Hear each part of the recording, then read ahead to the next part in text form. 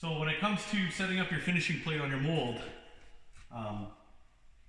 it's one of the most misunderstood setups you can do on this machine. The book explains to you how to do it. Unfortunately, it's not worded in a friendly way. And so we're going to physically show you how to set up a finishing plate today. Power curver finishing plates are a little bit different than Workin or Gomeco or Miller Formless.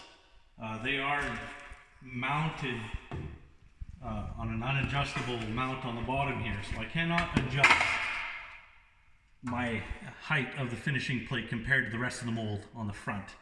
All I can do is adjust the rear down so that I can have a little bit of slope there.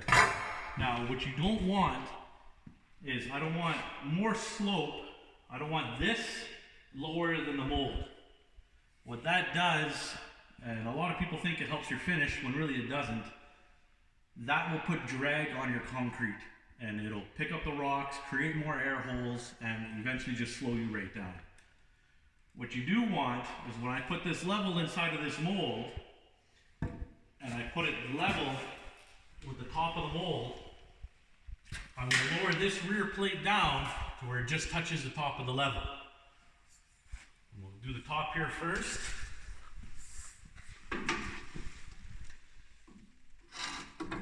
Are you able to see in there, Jake? Not very well. Even more light.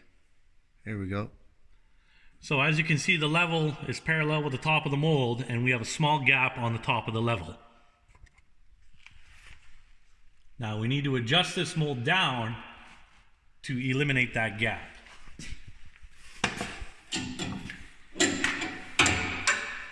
Power curver adjustments, they have two adjustable screws here, one on each side, and what that'll do is it'll push the rear of the mold down.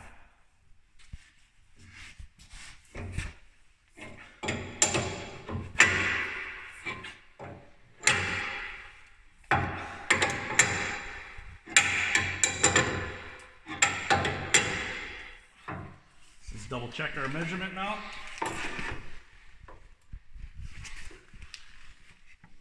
As you can see, the top of the mold is now parallel with the rest of the mold in height. It's not pushing down on the level. There is no drag.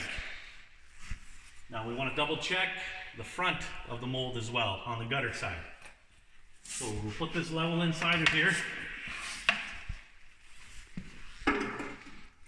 Parallel with the mold. And then as you can see, we got about a 1/4 inch gap right here.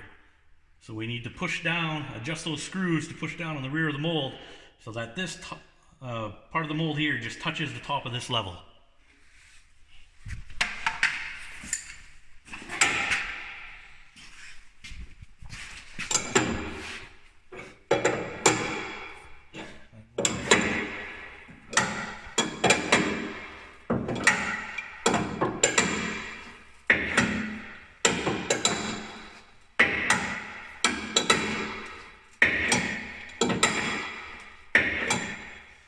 Just double check it.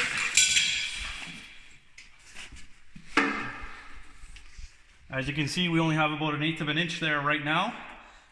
We need to make a small adjustment.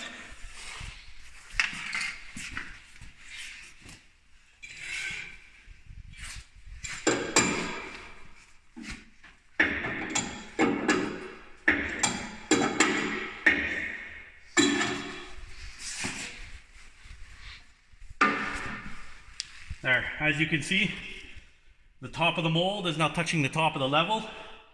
It is not pushing down on the level. Okay, and you can see the way Power Curver builds their molds, that they already add in the 1/8 of an inch gap between the finishing plate and the mold for you. So there's no reason to adjust the top of the mold. Now one thing you have to watch out for on these Power Curver molds is these molds, they vibrate all day, sometimes all week long. There's no locking nuts here to lock this in place.